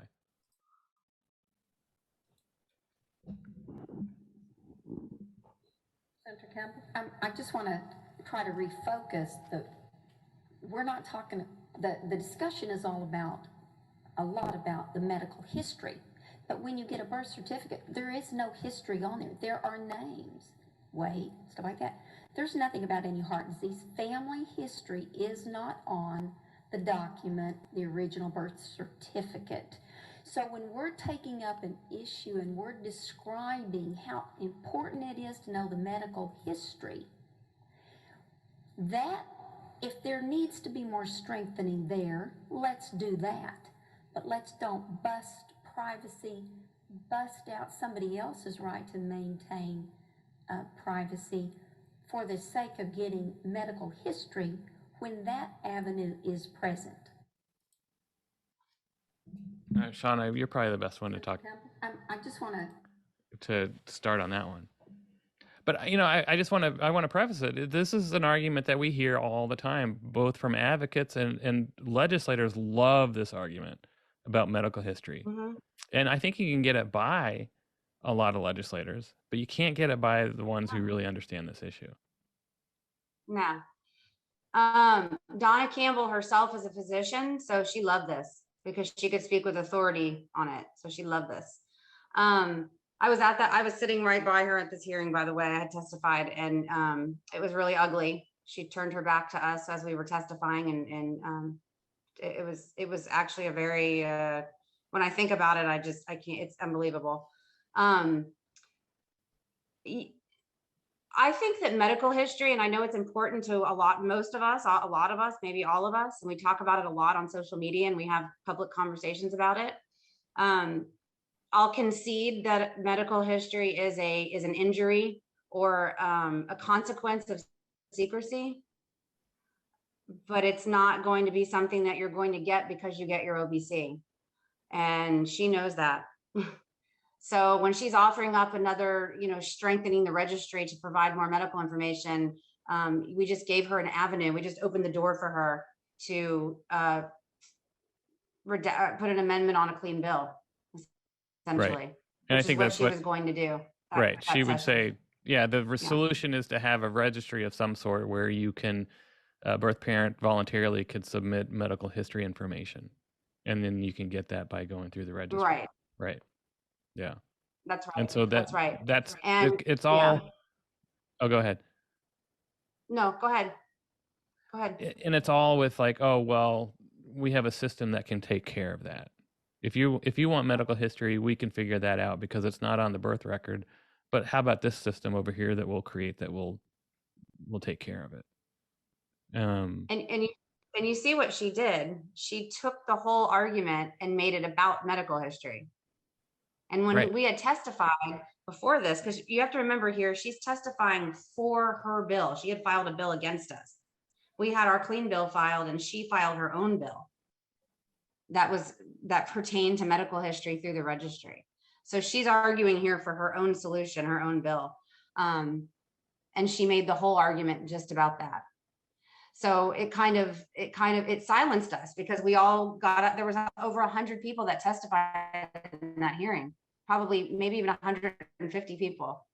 Right. And none of those points came up. None of those points came up from her. So she's crafty, and legislators will do this. And they do talk to one another because I've actually had a legislator in Florida that said they spoke with Donna Campbell on this issue.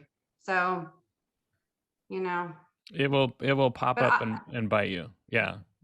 And, in our, the whole argument that we've been making up to this point, let's say in this particular committee, I'm not sure if this was the argument, but is the original birth certificate is not about search. And then when we say, well, we also want to know our medical history, suddenly it is about search. Because in order to get that medical history, you do have to contact your biological relatives to find that out. And so it's inconsistent with our own position. And so I think it's a very dangerous argument to make for this very reason. That the savvy politicians or people like Donna Campbell will grab onto that and say, well, this is what they want. They're not getting it with the OBC. And suddenly your argument's deflated. Right. And you're against a wall. And I think the solution to that, and that's, I've only learned that through doing this for a while, because it's not like it's something that's, obvious at first. You kind of have to be in it, is to kind of turn it around and say, no, this is about secrecy, and also bring up the point, adopted people were immediately, our health history is immediately considered less important because we're adopted.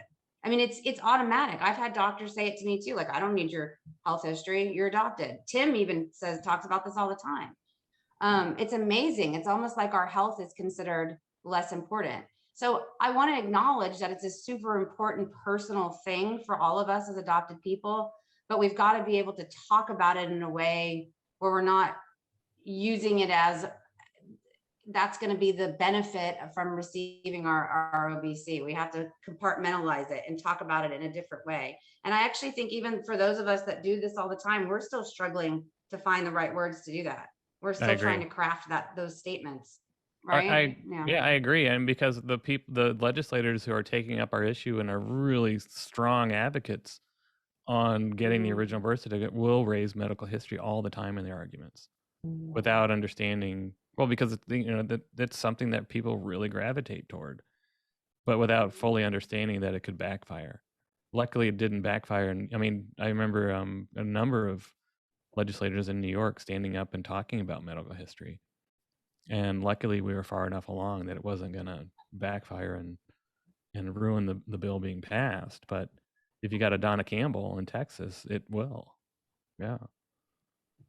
And so I think you always have to be aware that you do have a savvy person there, savvy politician who's very invested in this issue. You have to assume that that person is there when you're making these arguments. And hopefully, as you listen to legislators talk about medical history, even though they're advocates for your bill, you kind of have to hope it doesn't lead to something that's going to ding the bill.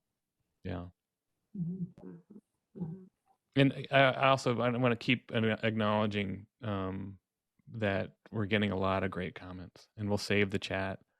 We'll include many of the comments, and as we develop the messaging sheet, and we hope it is a printed document that you can download for free and use in your state and modify it so that the messaging fits what's happening in your state.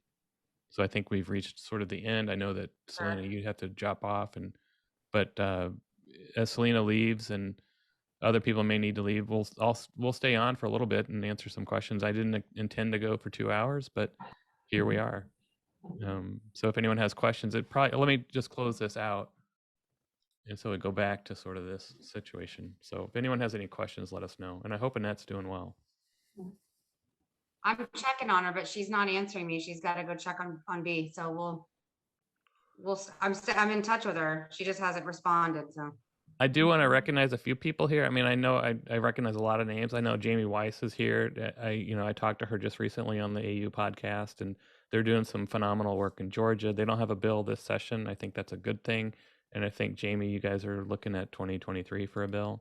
So it's been really nice working with Jamie and Courtney. I think Courtney's on here too. Those are the two that started the efforts in Georgia.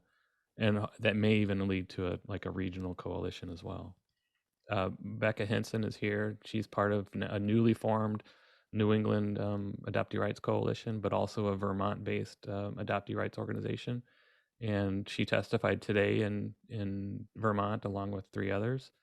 And Marley Griner testified as well from Bastard Nation. So that went extremely well. They actually want a clean bill. The chair of the committee wants us to draft a clean bill and send it to them.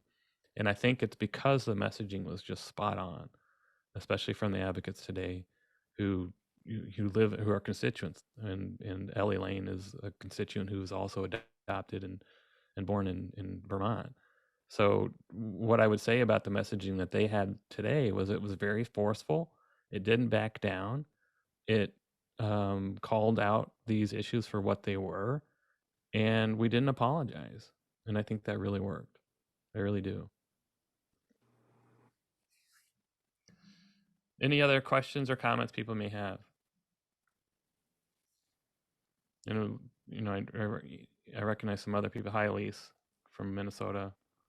There's Ellie. Ellie's here. Ellie Lane is here. And so, I see a lot of familiar names, and I'm so glad to see everybody here. Hey, Greg. Yeah. I have a question for you. I sent it to you privately in the chat, but I'll go ahead and ask you now. So something that came up the other day, and I just was not 100% sure on this, so I want to ask. Once the OBC is unsealed for adoptees to obtain it, does that automatically give biological family members the opportunity to obtain it as well, or is that dependent upon each state's law? Yeah, each state, there's very few states that allow the birth parent to obtain it as well. I think Maryland does. New Jersey may, but in most states, the birth parent or no one else can obtain it, other than what's defined in the statute, because it remains sealed, actually. So, it is an issue with many birth parents. And I've had arguments with advocates about this very issue, whether birth parents should have the right to obtain the record. It shouldn't trump at all the adoptee's right to it. At the same time, I kind of think it's really dumb not to allow them to have it, for the reason that I know Claudia's shaking her head, but they know all the information on it. So I don't see the reason for why they can't get it. And I've had drop dead arguments with Annette on this issue as well. So she would probably really be yelling at me at this point. But Claudia's going to tell me too. So. I'll do more. No, Greg, I'm sorry. And this is a birth parent. No. We cannot convolute it. The adoptee rights access legislation should not be compromised, because the minute you start talking about birth parents' rights in there, then forget about the argument's going to go crazy. We can't do it. Well, after all 50 states are open and unrestricted, then if I'm still alive, God bless me, I will lead the charge for mom's back. But right now, we got to do the kids first. We got to do the kids. Well, I mean, I've been in on that one. And I've been in a situation in Maryland specifically because they currently allow birth parents to obtain the record.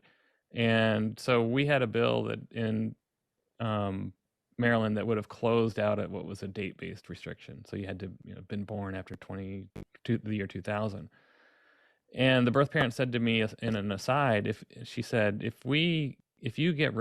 this bill omits birth parents from obtaining the record and only adopted people get it, then I will oppose this bill. And so that created a real problem. Well, so I see them as very separate. They are. They have to be. But and if Annette was here, she would punch me in the face. Mm-hmm. I see it as really dumb that they can't get it because they know all the information on it already. It just doesn't make sense to me. Yeah. And Shauna, maybe you're going to punch me too. But we also could have gotten it, and that's the other thing. We could have gotten it, and I was even told this back in the day. I just didn't get it, right? Like I was told, right? I get it the first 6 months, and you know what? For the same reason that it's dumb that we can't get it because we know all the information is, it's the same reason that I didn't get it because I didn't need a piece of paper, right? Because I knew I have stretch marks, I have saggy boobs, I don't need a strip piece of paper. So and now we don't have rights. For whatever reason, we relinquished the rights. The piece of paper is signed. Legally, we are strangers. I have no right to Shauna's piece of paper. I have no right to Greg's piece of paper.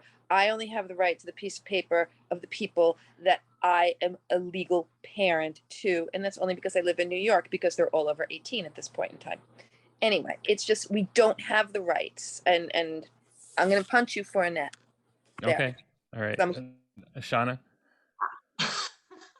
We just had this conversation, the three of us recently. I know. And it was literally like a 7-hour conversation. It did not end well for me. I agree. No, it never does. Actually, never ends well for you. No, not with you two. Yeah. I don't have a philosophical objection to it at all, because for all the reasons you said, Greg, and like you said, Claudia, you were there, you have the stretch marks, you gave birth. I don't have a philosophical objection to it. I just have more of like a legal legislative objection to it, because like you said, it's gonna conflate the issues, and we don't have a strong, I'm gonna say this as delicately as I can. We don't have a strong enough birth parent movement, I guess, that has streamlined messages that they would hijack. Our movement would be hijacked. Okay, so let me forget about it. You think I agree with that. My position, and I didn't know we would get into this, and maybe we're way off what Jamie really wanted to know. but I would, my thing is, if you have a state that's already an unrestricted right for an adopted Yeah. person to get their record at age 18. I don't see an issue with adding birth parent into the list of other people. I don't see the need to go all 51, 50 states and DC in order to be that, to support that issue. And I agree with Shauna that there are no strong birth parent organizations that are advocating for this at all. No, there's Cub And doesn't even advocate for this. Doesn't that open us up like retroactively on states that have already enacted clean bills that don't include birth parents, like New York, for instance? Wouldn't that put us in a position where people will come back and say, well, we want to add birth parents because this state has it now and this state has it now? And then that's another vehicle for redactions, because then you're saying, well, now it's their record. So I think retroactively it's dangerous because you've already enacted a clean bill in certain states and it doesn't include birth parents. So Like maybe we should. I'm not the lawyer, but I'm just saying. You don't have to be a lawyer to understand this one, actually. I think this one's just crazy. Jamie, does that answer your question? I mean, are you getting It pressure does. from birth parents to have access? As No, well? no. Yeah. The question actually came from another adoptee who was, I think, had their friends' children are adopted. Of course, they're still minors at this point, but they were concerned about safety for the adopted person if the original birth certificate was available to the birth parent, which I wasn't sure that it even was available, but I went with, even if it is. So the birth parent still, that would not include any contact information for the adopted person. Most likely their name was probably changed, so they probably don't. I mean, the name on the birth certificate is going to be the birth name, not their new name and things of that nature. But I just was not 100% sure on whether or not Well, I will gave them access or not. I will say that Missouri allows both birth parents and adopted people to get the original birth certificate, and they also have mutual contact preference forms.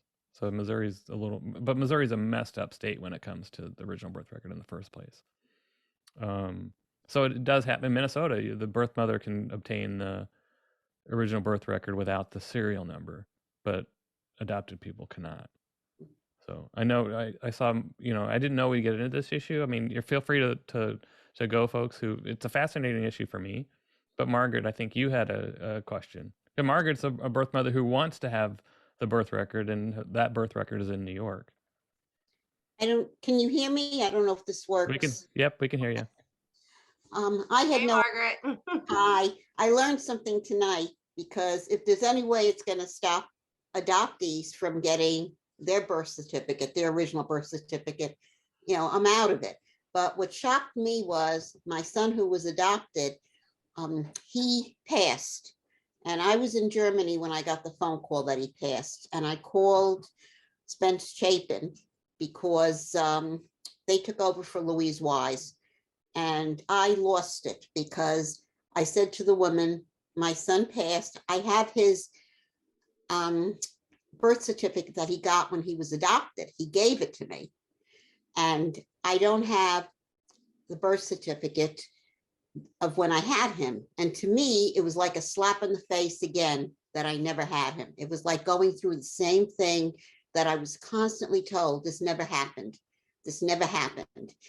You didn't have this child. He's not your child. And I was shocked, because who was it hurting? His adoptive parents both passed. My husband passed. And I said, well, can my other children get his birth certificate? And what shocked me was when I called Oregon, I tried New York and they told me I needed his death certificate. And then when I called Oregon, which I thought was a completely open state, she said to me, you can't get it. Your son's siblings, who are full siblings, cannot get it, but anybody from the adoptive side of the family can get his original birth certificate. And I just, I couldn't understand that. I don't think it was Sean, I think I wrote to Annette, and she said to me, I wish you had asked me first, you wouldn't have had to go through all this. Because I sent in the money to New York through Vital Records or something. And I figured, why can I not at least have a piece of paper showing he existed? I had gone years and years ago through Alma, and I had the number but everything was changed. And the stuff on the original birth certificate, you know, I could be wrong, but even the hospital was a lie. They changed it on the adopted birth certificate. Right. And it's like, I never existed. I never had him. And, you know, I said, I don't understand this. I'm going to go to my grave. He finally finds me and then he passes.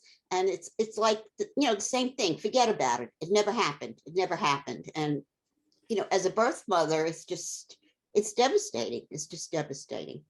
So, and I come down on this issue in this way. I think if we're to build allies on our issue, and we're gonna have mutual allyships, both birth parents as allies and understand the issue, and adopted people and as allies and understand issues that birth parents have. We have to bridge that gap on this issue. I don't think we have to, because I don't think that there's an organized effort on behalf of birth parents to have this. But when that organized effort does arise, if it does, I think we need to listen to it. I don't think we should.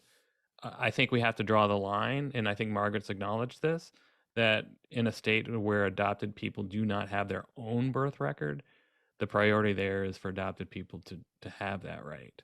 Once that right is secured, I think we're good allies with birth parents to obtain the record on their behalf as well, because they could have had it up until the time of adoption. Yeah. But I'm you know, in some ways I'm glad Annette's not here, because she again would punch me in, one more time. But Jamie, you had another That's why you thought. brought it up. Well, Jamie asked the question, but that's why you're talking so much about it, because you feel safe, because she's not here. Right. Yeah, exactly. I love it. I love it. Jamie. Do you have another question? I heard it today come up with the Vermont testimony. They talked about a couple of states that allow the adoptee to have the certified copy of the original birth certificate. Right. Can you just speak to that and whether that would be something you would want? Yeah, it's kind of another dumb rule, I think, because a certified copy is only about certifying that it is the correct record as it exists in the Vital Records Department. They're certifying that you've got a correct record. The issue is, especially after 9/11, they do not want official-looking birth records out there that could be used to obtain a false identity. That's really the issue. And I talked to the Pennsylvania registrar about this, because what they issue in Pennsylvania is this crappy looking newsprint with basic information on it. And I asked, why can't you provide a certified copy? And say, we will not do that for security reasons, because we don't want we don't want a document that's certified being used to create a false identity. Now, New York provides it, and Oregon provides it, but they have a stamp on it saying this is cannot be used for identification purposes. So I think you should ask for certified copies, but I think it's one of those things you're going to have to give up if they push back on it. Yeah, but all it is just say, yes, this is a correct copy of the document that exists in the office. That's all a certification is. Yeah. I mean, I think if you're drafting a bill, you put it in first and then see what happens.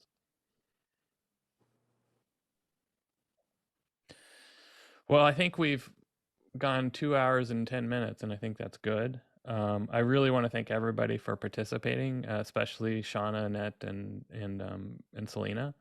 Again, we're going to have another one. We may have another one that's on this issue for state level legislation as well, but we'll have one on federal, which would concentrate mostly on the Adoptee Citizenship Act and the advocacy that goes along with that, and also get updates on what's happening there. So keep in touch. Do all that great work that you're doing in states already, and we'll keep talking. Thanks, everybody.